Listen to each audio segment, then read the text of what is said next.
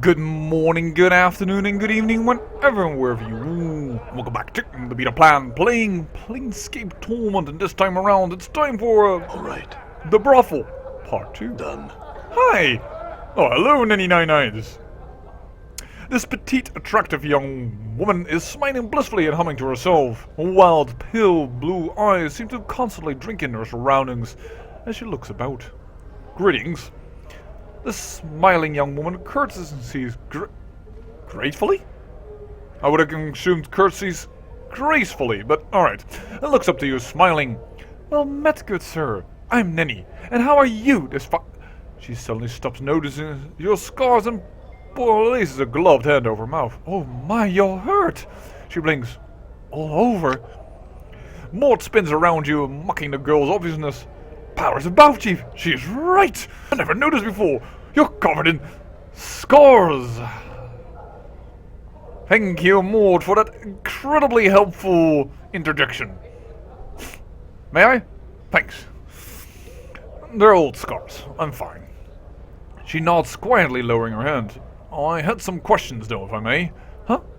She can't seem to tear her own eyes from your scars. Oh, how shameful of me!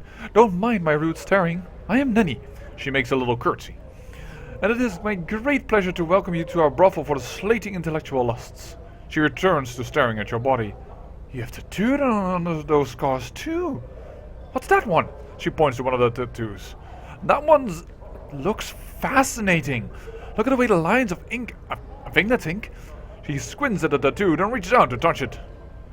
Well, I wouldn't be the first woman in this brothel to want to touch me. I think they have a problem in their intellectual part of the thing, don't you? Of course I will allow her to touch me. Such a cute, innocent little girl. Wait, this is the plates. That may mean that she is a terrible demon. Alright. I think that is ink. She traces a finger around the edge of the tattoo. Is it ink? And what a pattern! Look at the way the lines intersect here. She touches the center of the tattoo. Simply amazing! She purses her lips and frowns in disappointment. I could make it out better if there weren't so many scars. Well, there's nothing to be done about the scars. They're permanent. Oh, I'm sorry. Pox on me for mentioning them. She cringes, but I have to know. Are you absolutely sure you're alright? I'm looking at you and I can't help but believe that you're not in some pain. Well, none of the physical variety, really. Oh, are you hurt inside? In the head? She claps her hands together eagerly. Mayhap I can help. In fact, I know I can. Part of the sensei's training is to learn how to draw hurt from others. My mistress says a sensei may draw pain from a wound and bring it into oneself. But nonetheless, I can help. May I try? Please say yes. Your mistress? Oh yes, Nenny says brightly. Mistress Grace. She's the most wonderful person I've ever known. Yeah, tell me about Mrs. Grace. She's so beautiful, isn't she? It's hard to believe she's from the lower planes. She's so nice and smart. What do the lower planes have to do with anything? Well, there's all so evil down there. Who would have thought Mrs. Grace could come from such a place? Yeah, well, she's actually meant to tempt people. She did make a brothel. I wonder if there's perhaps something secretly going on. I'm still not sure about everything. But I understand. Go ahead, try and help me. Then he clasps her hands and makes them to rest them lightly on your forehead. Well, you gotta touch me again. I have already allowed that once. Why not this time? As she draws near, you notice Nenny's skin is lightly perfumed with the scent of lilacs. She rests her gloved hand gently upon your forehead and closes her eyes. She hums lightly to herself, and you feel a faint warmth spreading throughout your body. Thanks. That felt nice. Sure, so glad I could help. Nenny beams at you. She seems ready to burst with joy. I'll take my leave now. Farewell. Alright. Juliet! This dark-haired young woman is staring listfully off into space, sighing miserably and occasionally picking at the seams of her green velvet gown. It is difficult to discern whether she's depressed or simply bored. Greetings. She gives you only the briefest of glances before staring off into the distance once more. Greetings, yes. I am Juliet. Oh, never thou mind. Leave me be, please. She gives an exasperated sigh. What's wrong? Oh, nothing at all, only that I spend my days gazing into the face of mediocrity. seeing if anything can erase its dreadful, tedious passage. Is your life so tedious? Alas, it is, she sighs, closing her eyes and massaging her temples. Dreadfully boring. I'm certain I could add some excitement to your life. I am an adventurer at all. She frowns at you and rolls her eyes. Doubtfully at best. I am already with a man, sir, and I do love him dearly. 'Tis just that I wish. She taps her finger against her chin. Something more of a liaison. Is the relationship lacking then? The only thing it lacks is excitement, sir. Our families took the news of our courtship splendidly. His siblings love my siblings, and our friends think our union is to be blessed by the powers themselves. All fine and good, but things are going... She frowns. So smoothly. It is not right to have such a trouble-free courtship. I don't know about that. Dost thou not? Hast thou ever had such a courtship? She glances briefly at you. 'Twould seem that thy life is filled with a variety of problems, judging by the pallor of thy skin. Yet just Juliet is totally not based on Romeo and Juliet, except that it goes right here. Totally not. That's not why I give her some type of old British England accent as well. Absolutely not. I say, how dare thou accuse me of such villainy? Anyways, I can't remember any courtship I've had, and the remnants of the ones I've had encountered suggest that I may have had some problems. Just as all my friends have such interesting relationships, once fraught with turmoil, feuding families, daggers at one's back potion. Yeah, not Julio and Romeo at all. Mad siblings and irritate fathers with large swords. I have a lover whose family loves me and whom the world loves. She sighs again, a great source of annoyance. How I wish I could formulate some ways to spice things up. Maud flows close to you, whispering, I feel sorry for her lover. He doesn't know how bad he has it. Shit like this is nothing but trouble. So, it doesn't sound wise, Juliet. Or else what you have. I wish to experience troubles, though. I wish to experience the up and downs of courtship, but with him, no other. Oh, women. Insensate. Sensate women. No, even worse. They never can make up their mind, and they want to sentence everything. Ugh. She sighs. There's such a thing as love. It can be as dull as a club and is of no use to an aspiring sensate. And what did you have in mind to spice things up, then? I'm not sure. Some element of danger or jealousy. Something intense. Why don't you make up some fake love letters from a hidden affair? I want to suggest her have a true affair if she indeed wants to be with him. Juliet, eyes brighten. Excellent notion, most excellent. She suddenly frowns. But he knows my handwriting. Will thou write some for me? Not my sort of thing. I can find you some, though. Oh, wouldst thou? Excellent. When thou dost find some, please give them to my love, Montague. He may be found in the civic festival. As for the letters, please try Scuffle pen. He runs a print shop in the lower ward. I thank thee. Of course, will. Updated my journal. Will not tell her that I have actually been thrown out of that shop. Your will be done. Thank you, Dakon. Please close the door because I don't know why she goes out. All right. So, anyone in here? No? Whoa, what? As you make the search in the armoire, it handles suddenly yank out of your grasp as the drawers slam themselves shut. Disdainful humph issues from the cabinet. Hello? Hello indeed, and the armoire gives another humph. So, what do we have here? A rogue after some lace frilly undergarments? You talk? Do I? Why, yes I do. Who are you? I am Lewis, and who are you? Thoughtless uncut fellow, rummaging about in other people's things. Never mind that, what are you doing here? Well, sir, you must know, I am being an armoire. Yes, but why are you being an armoire in this brothel? I happen to have become an armoire because I want to be an armoire. Thank you very much. It's not to watch the ladies undressing, nor to have them place the soft, sweet smelling on the garments in my drawers where they can rub against my skin. Such accusations are an insult to the practitioner of magic arts. I am merely soaking in the experience of what it means to be an armoire, the sights, the smells, the sensations. So, all the women know about this then? Yes, they do, and they have wholeheartedly approve of. Well, not of their entire hearts exactly, and while they have not spoken of their approval in my presence, they are not exactly aware that I am an armoire. I would not want them to know that I am anything but, and so I have not been able to inquire upon the matter. Okay, that's all I wish to know. Bye! This brothel is getting a little weird. Let's talk to Delora. This dog-haired, pilled-skinned woman has a cultured, refined look about her. As she turns to you, you know that her eyes, which you had previously thought to be grey, are a color of brushed steel. Greetings. The woman's voice is soft, calm, and without inflection. There is a certain faraway quality, if so, I'm not attached to her. Greetings, I am called Delora. May I serve you somehow? In what ways can you serve me, Delora? She blinks her eye and touches her hand to her heart, bowing her head slightly. I am able to debate any scholarly or academic matter quite proficiently, if that is your wish. I'm also well versed in various games of strategy should you wish to play something, though I have the materials for few such games here. Debate, you say? Delora nods. That is correct. I am neither a tome nor a tutor. I've no desire to educate my patrons should you have a matter to discuss, however. The 15 factions and their effect on Sicilian politics, the most effective battle stratagems for warring in Archeron, the meaning of existence itself, I would be most pleased to choose a counterpoint and engage you in debate. Oh, choose a topic and see if you can best her. You choose a topic and begin. The debate lasts a long time as the two of you exchange points and counterpoints, each attempting to methodically undermine the other's position. As you speak, a strange feeling begins to overcome you over you. A memory trying to surface. Oh, allow it. Memories of a great hall begin to form in your mind. A vast place full of well-dressed elites.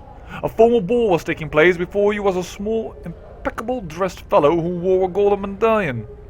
It was emblazoned with a symbol you dimly recall as the sign of another faction, the Signers. The two of you stood in a circle of onlookers who gathered to listen to your debate. But that is impossible, the man was saying, looking perplexed.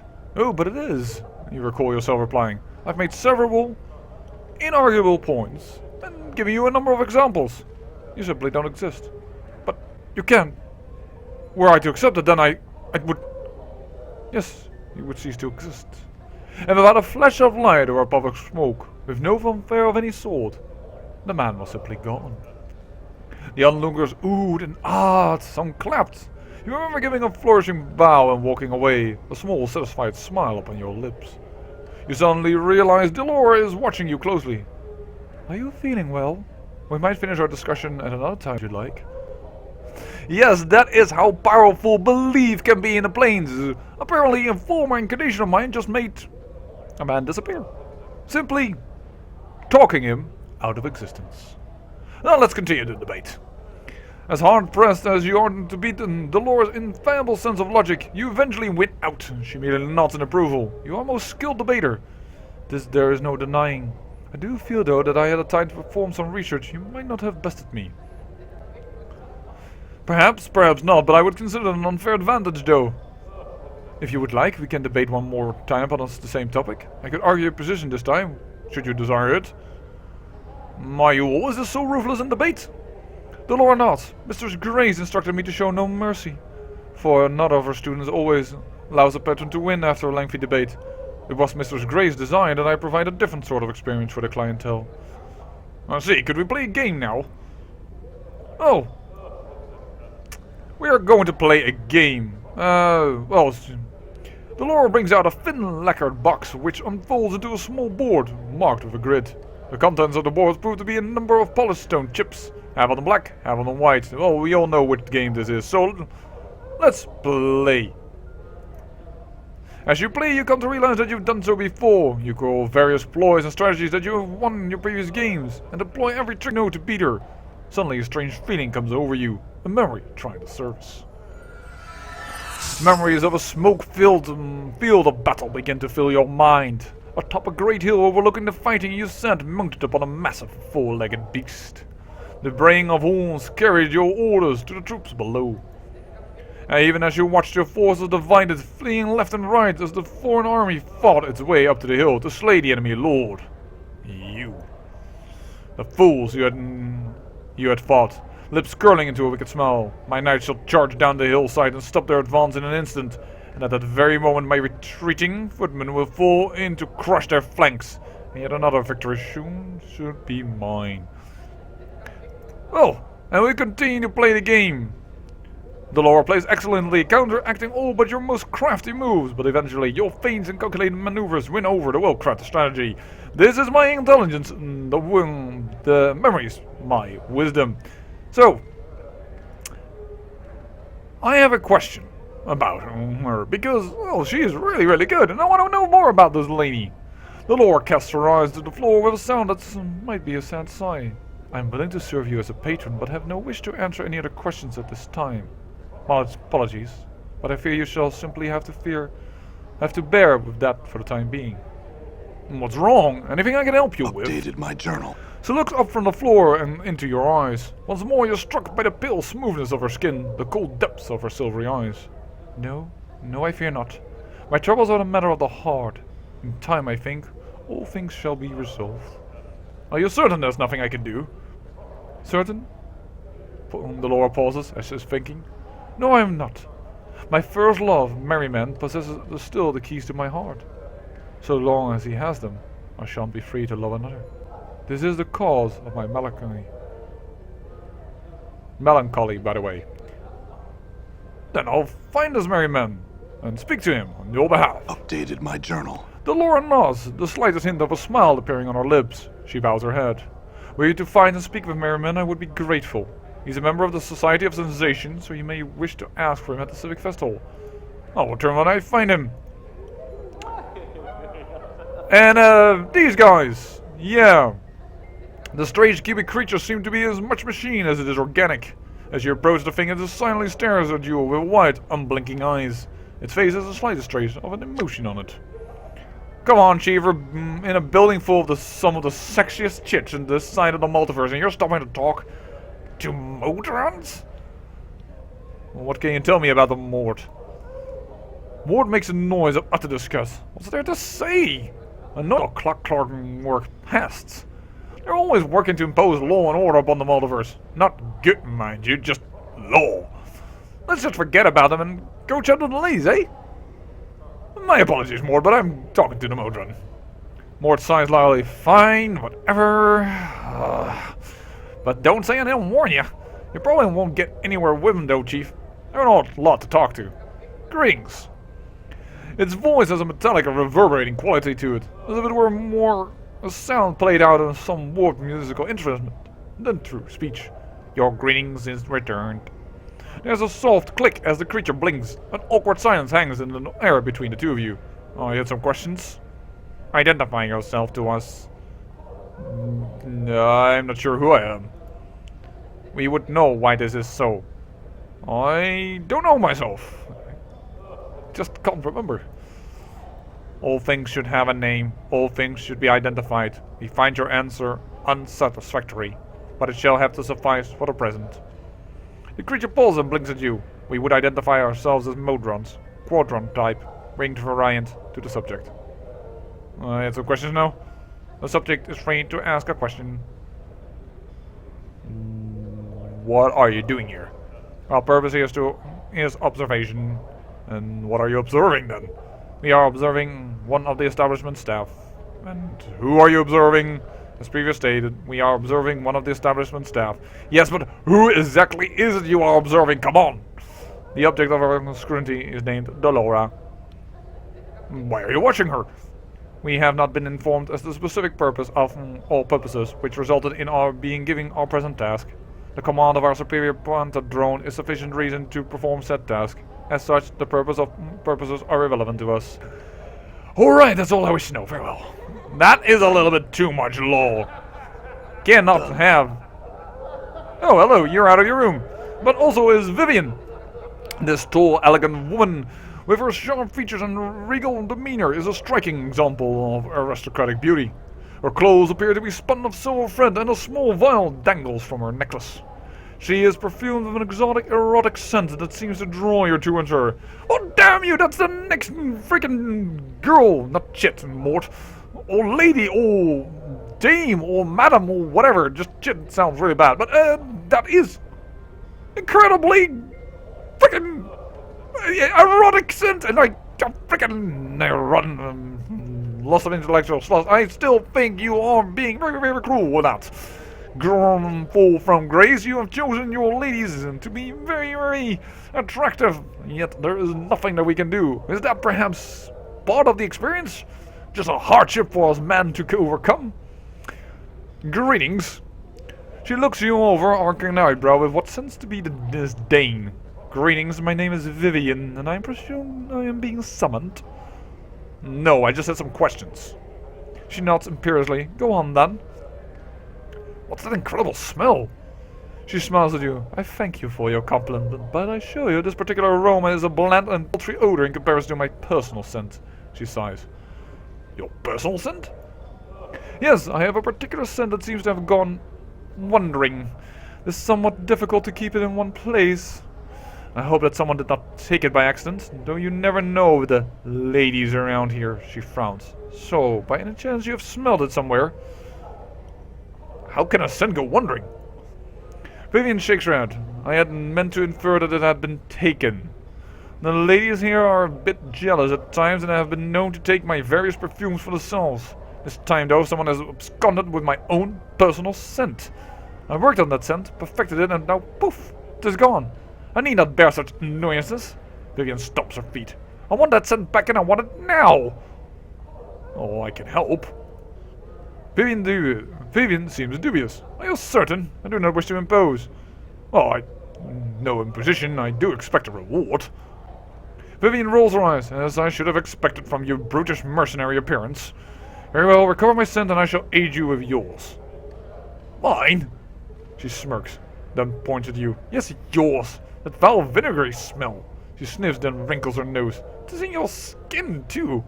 No bathing room will that stink. How would you do this, and how could it benefit me? To answer your first question, I possess certain skills, magical in nature, which I shan't elaborate upon further, which allow me to create and change one's scent. And the benefits? You simply cannot deny the fact that the smell of a man or woman plays an important part in how well one is received, and that is true, by the way, even on subconscious. The personal smell of somebody can actually, well, they state scientifically that you can smell if... Well, to put it a little bit in layman terms, smell if the person is the right partner for you. If that person's personal aroma, so not the Axe or perfume number 11 is sprayed upon him or her, smells good to you, but their personal scent, well, then you might have a good partner, biological-wise. Doesn't say anything, of course, for their personality. And one well received, whether you have been told so or not, I'm quite certain people are at least a tad put off by the deathly aroma of yours. Might increase your charisma considerably to smell a bit better, you know. Very well. I'll find your scent for you. Updated my journal. The deal is done then. Should you run across it, let me know. I'm somewhat anxious to get it back.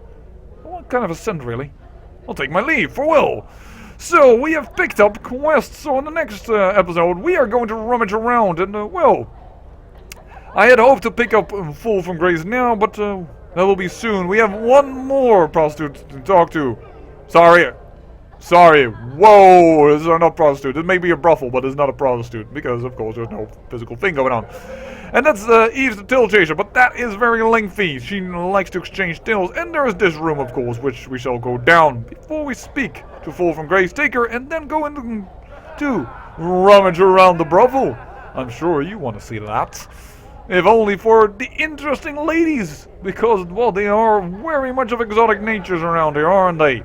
I say I thank you for watching, and remember, great peril means great beauty.